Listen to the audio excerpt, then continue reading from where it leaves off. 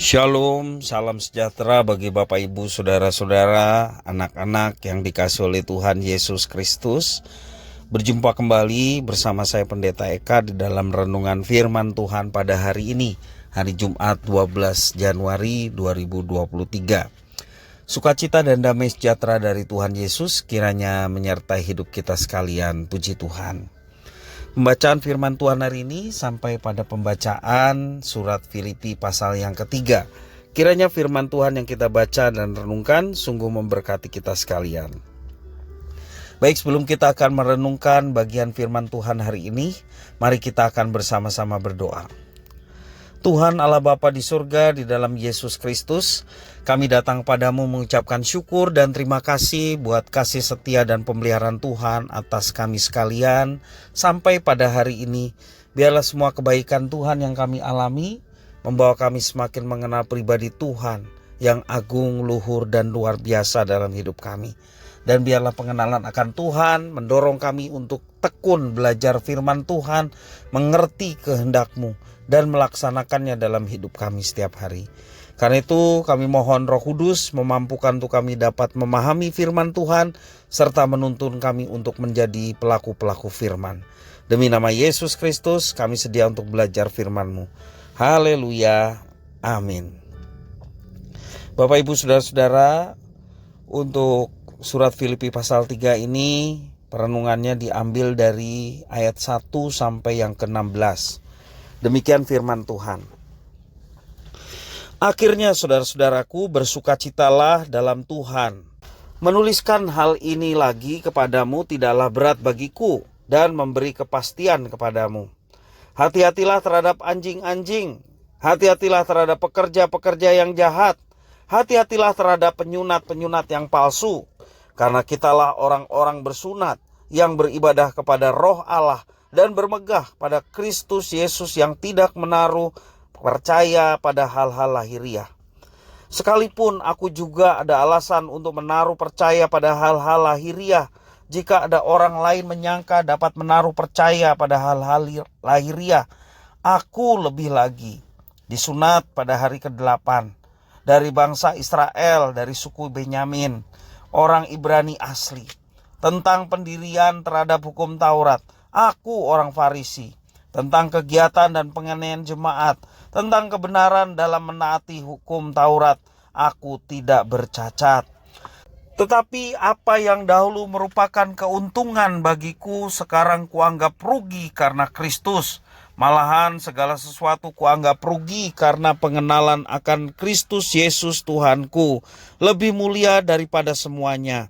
Oleh karena dialah aku telah melepaskan semuanya itu dan menganggapnya sampah, supaya aku memperoleh Kristus dan berada dalam Dia bukan dengan kebenaranku sendiri karena menaati hukum Taurat, melainkan dengan kebenaran karena kepercayaan kepada Kristus, yaitu kebenaran yang Allah anugerahkan berdasarkan kepercayaan. Yang ku kehendaki ialah mengenal Dia dan kuasa kebangkitannya dan persekutuan dalam penderitaannya, di mana aku menjadi serupa dengan Dia dalam kematiannya, supaya aku akhirnya beroleh kebangkitan dari antara orang mati. Bukan seolah-olah aku telah memperoleh hal ini atau telah sempurna, melainkan aku mengejarnya, kalau aku dapat juga menangkapnya, karena aku pun telah ditangkap oleh Kristus Yesus. Saudara-saudara, aku sendiri tidak menganggap bahwa aku telah menangkapnya. Tetapi ini yang kukatakan, aku melupakan apa yang telah di belakangku dan mengarahkan diri kepada apa yang di hadapanku, dan berlari-lari kepada tujuan untuk memperoleh hadiah, yaitu panggilan sorgawi dari Allah dalam Kristus Yesus. Karena itu, marilah kita yang sempurna berpikir demikian.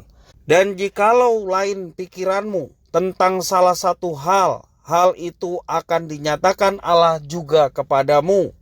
Tetapi baiklah tingkat pengertian yang telah kita capai kita lanjutkan menurut jalan yang telah kita tempuh.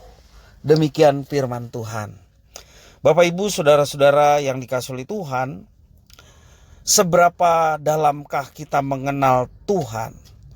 Di dalam doa selalu saya secara pribadi menyampaikan bahwa melalui pembacaan firman dan perenungan supaya pengenalan akan Tuhan terus ditambah-tambahkan. Demikian juga pemeliharaan Tuhan yang nyata yang kita alami dari hari ke hari. Biarlah berpengalaman dengan Tuhan itu membawa pengenalan kita akannya semakin bertambah-tambah. Bapak Ibu, saudara-saudara yang dikasihi oleh Tuhan, dalam diri setiap orang percaya seringkali ada kerinduan untuk mengenal Tuhan Allah lebih dalam lagi seiring dengan pengenalannya akan Tuhan. Namun sayangnya tak jarang pengenalan akan Tuhan yang diharapkan cenderung berfokus pada keinginan-keinginan pribadi. Keinginan untuk mendapatkan kenyamanan hidup. Doa-doa yang kita panjatkan ingin dijawab sesuai dengan keinginan kita. Padahal ada sisi lain dari pengenalan akan Tuhan yang dapat kita pelajari dalam perjalanan kita mengiring Kristus, seperti yang dirindukan oleh Rasul Paulus.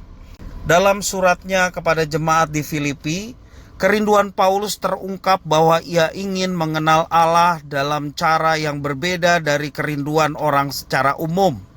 Rasul Paulus ingin mengenal kuasa kebangkitan Kristus, yang berarti ada pengalaman kematian yang perlu Paulus alami terhadap segala sesuatu yang bersifat duniawi.